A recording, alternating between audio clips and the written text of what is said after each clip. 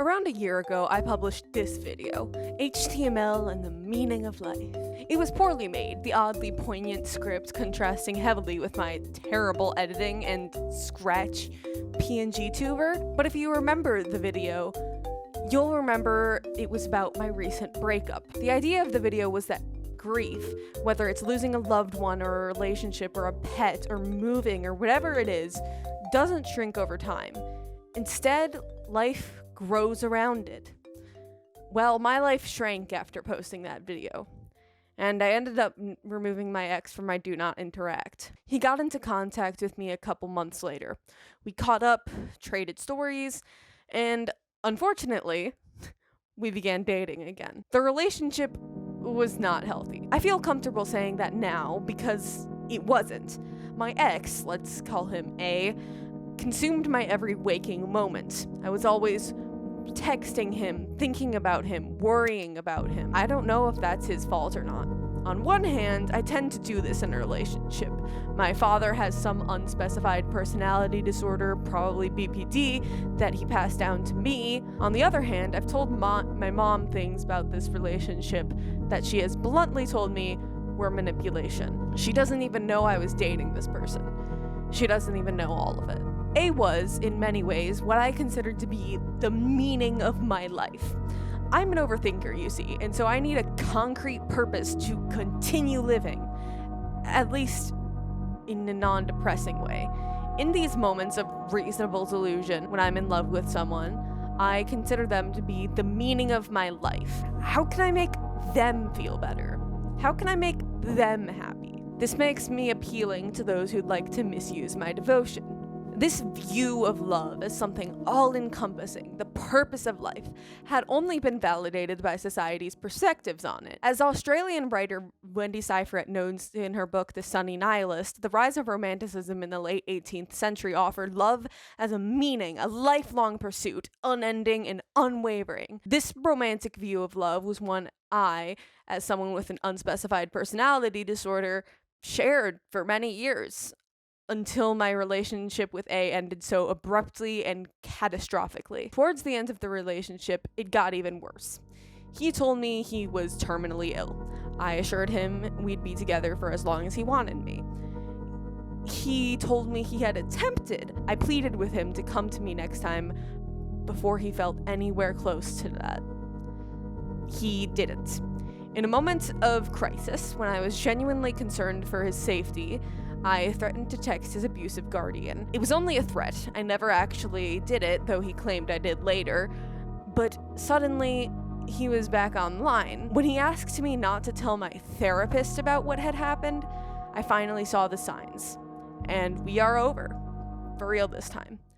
A month or so after my breakup with A, I got a text from my other ex, who broke up with me literally 2 years ago. I normally wouldn't include something this stupid in a video, but I feel like it's partially a flex of my success and partially a cautionary tale. I dated this ex, whom we'll call B, for 4 months, from March 2022 to August/September 2022. I don't remember. We were in 8th grade, but you better believe I took this as seriously as I could. We went on dates, kissed, normal relationship things. B also managed to isolate me from all of the friends I'd managed to make that year, except for one. This as an attempt to reconnect with me, just because I had garnered some mild success on one video, can only be seen as another attempt to manipulate. And if I hadn't just broken up with A, it might have worked. If you know my exes, this is not a call-out video by any means. I know what happened to me was wrong.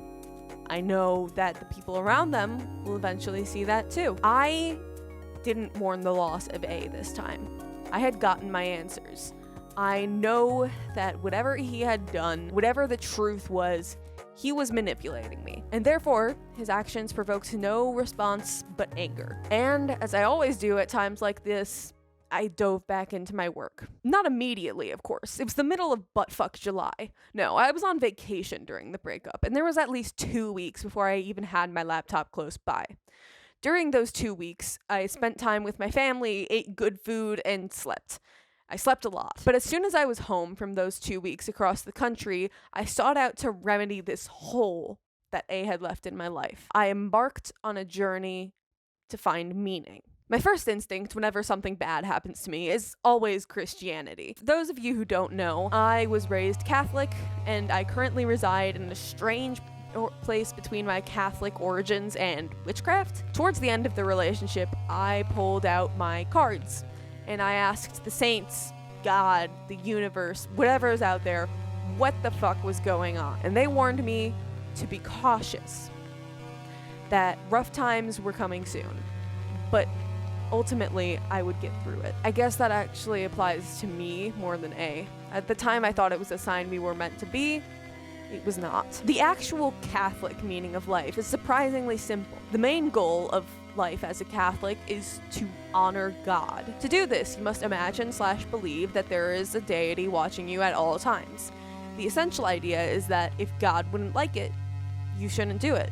Honoring God as a core philosophy goes hand in hand with providing morality and purpose to your actions themselves. For this reason, religion, especially Christianity, is a very appealing source of meaning for many people. Consensus on what God's morals are is where it gets dicey. Most point to the Bible as a guideline for what God stands for and believes in, but if everything in the Bible must be followed to a T, most of the modern world is going to hell. Additionally, the morals of God tend to vary from person to person, such as the interpretations of Leviticus and the debate around whether queerness is moral according to Christian standards. And ultimately, I decided that although I believe in Jesus, I was dissatisfied with the purpose that Catholicism provided. I started having problems with my sleep when I was in the first grade. When my mom asked me why I wasn't sleeping, my answer was simple. I spent all night, without any electronics or books to distract me, thinking about death. What was the point of life if it ended? Was God actually real? What if he wasn't? Should I really waste my time worshiping a God who I would never know existed? In 5th grade, my aunt/uncle/mom's cousin/my non-binary biology professor first cousin once removed mentioned Carl Sagan. And naturally, since I idolized them, I immediately checked out one of his works on my Kindle. I got through half of Little Blue Planet before I had to set it down. While I knew enough about the universe to know that we were not the center of it, the sheer pessimism of the language messed with me. The concept that there was absolutely no meaning to life, no rhyme or reason to the way things occurred, was a thought as unwelcome to me as it was alien. I had encountered nihilism for the first time, and I disliked it. The idea that maybe there is no meaning to life is not new by any means, though it's poorly represented in a world where philosophy enthusiasts are either avid Jordan Peterson fans or pretentious queers like me. But it's one that many of us are reluctant to believe, no matter what our religious position. It seems entirely unproductive as well. Like, if you're not planning to die, why waste your life purposefully depressing yourself? About 6 months after I broke up with A the first time, a longtime favorite YouTuber of my sister's, Dan Howell, went on tour. My sister was in town for some break or something, so my mom, my little brother, and I drove up to the city to see him perform. Now, for those of you who are uninitiated, Dan Howell and his entertainment partner, Phil Lester, are these inseparable forces of nature and have been making content together since literally before my little brother was born. The tale of the fandom, with a PH as it's called, is a long and tumultuous one. But there was lots of internet shipping, discourse, speculation on the two sexuality before they had formally come out, etc. Through all of this, Dan built his brand around having depression. Quite literally, I am not joking. It was an inside joke within the fandom of him having existential crises in random locations, to the point of where there are photos of him on a previous tour doing that. When his tour was announced with the title "We're All Doomed," I was afraid it would play into my nihilistic streak or make me lose hope. But it did quite the opposite. I think we all knew the world was going to end. We just didn't want to talk about it. Kept pretending that everything was fine. Should have made the most of it when I had the time. Tried to find something to be hopeful for. We're All Doomed was incredible. One of its performances is uploaded to YouTube in its entirety on Howell's YouTube channel, but seeing it live was powerful and moving, and for the first time, I left the theater energized instead of exhausted. That day, I discovered a different subcategory of nihilism: optimistic nihilism. You know, nothing matters. Nothing matters and there is no rhyme or reason to life except for the meanings we presumed onto it. Like, okay, have you ever seen the Community Season 2 Christmas special? You know what, we'll get back to that. Believe it or not, this is the core philosophy of all nihilism. One of the most famous nihilist thinkers in history, Friedrich Nietzsche, don't you dare click away, believed that identity and meaning must be crafted through self-realization and introspection, rather than relying on a god or afterlife to implement moral restrictions onto us. Hence his famously misinterpreted quote, "God is dead." Trouble with interpreting his work is that the publisher of his private writings and correspondences, his sister, Elizabeth Nietzsche, was a renowned Nazi, who likely tampered with his work to further her ideology. This is likely why Nietzsche's writing is so appealing to atheist Reddit cringe lords. Bad news for them, private writings untouched by Elizabeth revealed a hatred of the Nazi Party and anti-Semitism as a whole. Neo-Nazis and the alt-right often cherry-pick from Nietzsche's writings in order to discard the concepts of religion, meaning, and morality.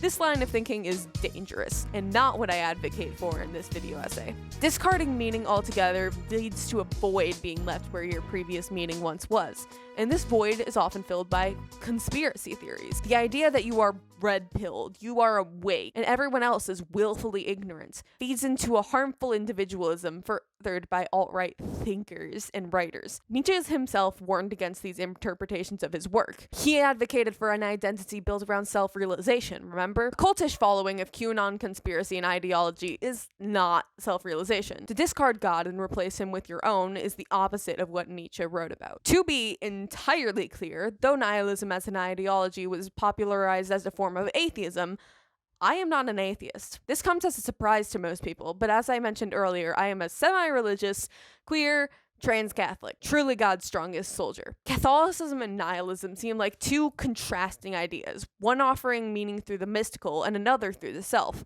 But I don't see it that way. In a way, the most Catholic thing to do is to be a nihilist, to stop focusing on the afterlife and start focusing on making the corporeal world a better place. I'd imagine this is the same across most religions. Getting into heaven should be a bonus, not the driver. One of Nietzsche's less famous quotes, possibly my favorite quote from any philosopher ever, comes from his book Twilight of the Idols, or How to Philosophize with a Hammer. He who has a why to live can survive almost any how.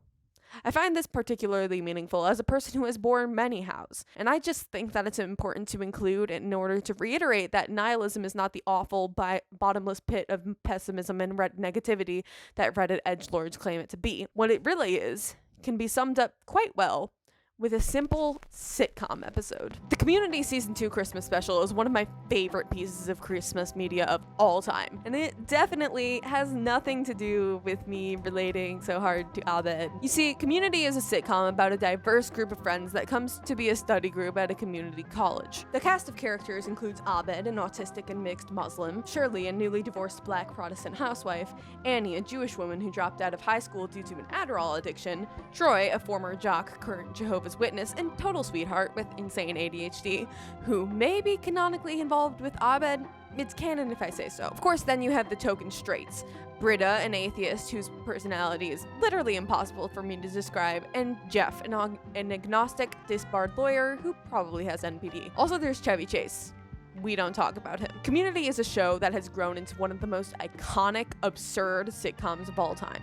There is so much I could say about this show, but that's a story for another day. Christmas as a concept in the show is divisive. In the season 1 special, Shirley tries to organize a Christmas celebration, only to accept her friends' differences in religion and lifestyle and whatever the hell Pierce has going on. However, going from that to season 2 gives you an insane amount of whiplash, because the season 2 Christmas special is claymation. Community does this thing where it does episode-long parodies of other movies, genres, or shows, due to film being Abed's special interest. This episode is clearly meant to be a mockery of 50s to 60s era claymation, specifically Rudolph the Red-Nosed Reindeer, as it's referenced directly in the episode. The episode centers around Abed, who's on a stop-motion animated quest to find the meaning of Christmas.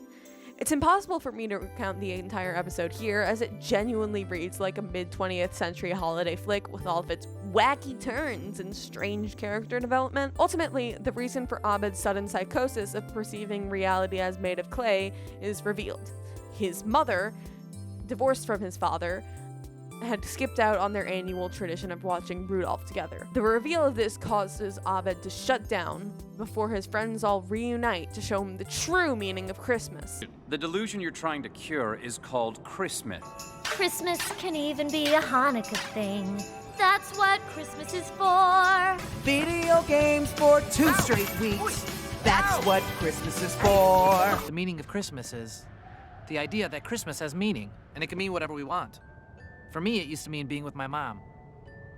Now it means being with you guys. Even though it's fictional, the fact that such a diverse group of people were able to find meaning in such a divisive holiday by discarding meaning altogether is inspiring. The episode ends with the group watching Rudolph together, giving meaning to a holiday that means different things for each other separately and nothing when put all together. The study group each found their own individual meaning of Christmas, and all together are united in the pursuit of happiness. Life, liberty, and the pursuit of happiness. We fought for these ideals. We shouldn't settle for less. This is where I found meaning in my life. Ultimately, everyone has their own reason to keep living in a world that hates them. What you have to do is find that reason and then individually pursue it as your own source of happiness, as your own meaning in life. Like, okay, my studious ass loves to learn. I spend most of my time writing, reading, and watching video essays. I find little value in a work that's not trying to teach me something. You could say that my ultimate goal in life is the pursuit of knowledge, and you'd be right. Putting that to words was like a huge burden off my shoulders. The meaning of life is subjective. The meaning of life is one you ascribe to it. It is ever changing. It lacks form or color or philosophy or creed. The meaning of life is like water. The only shape that it has is the shape you give it through what you use to contain it. Drop the fucking mic.